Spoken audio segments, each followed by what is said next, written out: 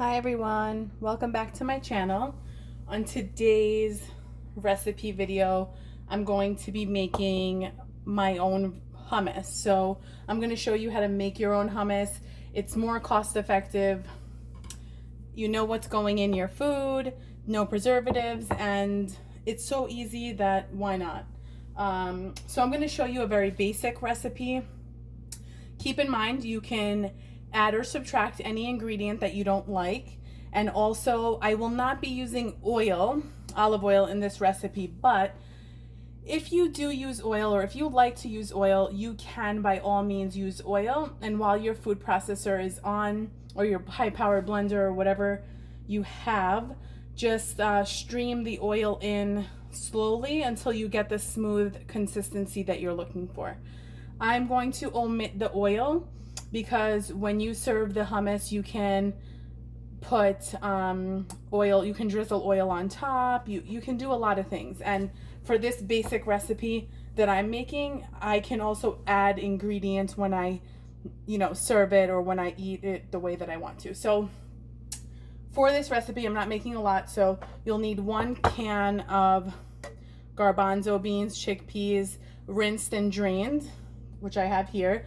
I'm using canned because I'm not going, to be honest, I'm not going to boil dried beans or whip out an Instant Pot or whatever to do the dried beans. That's my preference to use a can, but by all means use whatever you want.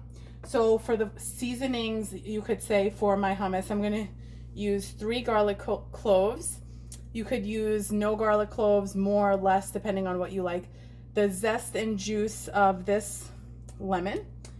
I'm going to add some tahini to it. You can leave that out, and some sea salt. That's the basic recipe. I will go over things you can add or subtract as we go through the recipe to give you ideas for more hummus. Now, I'm going to pause the video and put this in the food processor because I don't want your ears to blow out hearing that on your headphones or in the video. So I'm gonna food process these few ingredients and then come right back and show you what it looks like. Hold on. Okay, so I also wanted to tell you, I'm going to zest the lemon, and it's easier to zest the lemon prior to cutting it. So I have this very simple microplane and I'm zesting it. Don't get too far into the white part because then it'll get bitter. I'm zesting it and then I'm juicing it into the food processor. I'll be right back. Hi guys, I'm back. Okay, so this is what I did.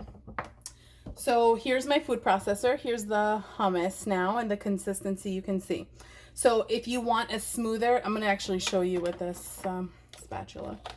If you want a smoother consistency than this, keep blending it. You could see it's pretty smooth. It has a little bit of texture, but it's smooth.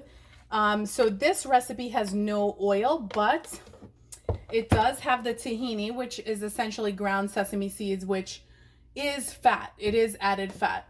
You can omit tahini from the recipe. You can add olive oil if you don't need an oil-free hummus. They sell oil-free hummus on the market, in the stores. They sell, let me tell you, so much variety of hummus that it's crazy. So think about your favorite hummus recipe and then try to create it at home. There's actually a recipe that I really like, and I forget, it's not the recipe, it's the brand. It's a hummus that's sold in stores. It's called, I think it's mango sriracha hummus or something like that.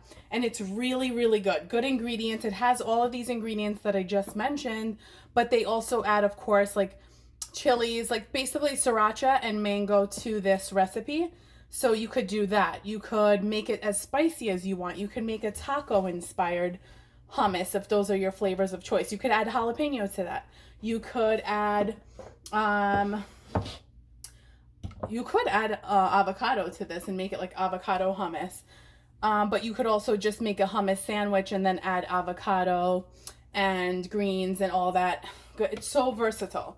So with this, it's so basic. I didn't even add any pepper or anything. So literally in here, 3 cloves of garlic, the juice and zest of 1 lemon, sea salt. I just used some sea salt. if you could see it, yeah. And a drizzle of tahini. I eyeballed it. I did not measure it out. Now, while it was blending in the food processor, I drizzled in a little bit of water instead of oil to get this smooth consistency. I did not add something like a crushed red pepper or things like that. Those are flavors I do love, but I don't, I want to be able to share the recipe, and not everybody eats spicy food. So, or likes red pepper flakes or black pepper. So you take this recipe, and when you serve it, you can put it on your toast. You could put it on, serve it with falafel, and then drizzle some olive oil if you'd like. Chop up some olives if you want that, and not the oil. You can even make dessert hummus, believe it or not. They sell that in the stores now. So you would take chickpeas, and instead of adding any savory ingredients, you would add things like dates and nuts, and they sell like vanilla flavor, chocolate flavor, mint flavor, so many different things that they're doing with hummus now. And even the bean of choice could be very versatile too. You don't have to necessarily use garbanzo beans. You could use black beans, you could use white beans, you could use kidney beans. You could literally make hummus out of any beans. Maybe not everyone would agree with that, but you can. So you can make, there's actually really good, I don't know the brands honestly, but they have like this carrot, yellow split pea, actually. Yeah, this one company uses yellow split peas as their base, and then they have like a spicy carrot topping. So they have carrots in there. I think there's apricots and sunflower seeds and all these different ingredients that you wouldn't think work, but they do. And so sometimes to my hummus recipe, I have added like cumin powdered cumin, or you could use cumin seeds. It gives you kind of like a very earthy taste. You could add any seasonings that you love. Like if I put this on toast, let's say, or if I'm serving this and I want kind of like that bagel feel without eating a bagel, I might put the everything but the bagel seasoning from Trader Joe's sprinkled on top. Really, this can be customized to your taste. So use any bean of choice and any flavoring of choice, and you have hummus for pretty much less than $2, because this can cost $1, and then a drizzle of this and some salt. I'm not really calculating the price of this because I'm literally using a drizzle for the entire recipe. So it's cost effective. There are no preservatives, very minimal salt. So you control the salt, you control the oil, and you know what's going into your food, which makes it healthier than really anything you can get on the market, in my opinion. Now, I hope you enjoy this recipe. I hope you try it. It's really good. I did taste it just to check for my own seasoning. And look how much hummus I have. I have hummus for days now. And it was really simple. What is it? How much? Okay, the video is 8 minutes. It really didn't take that long. You open the can, you rinse and drain your chickpeas to get any sodium that happens to be in the can out of it as best as possible.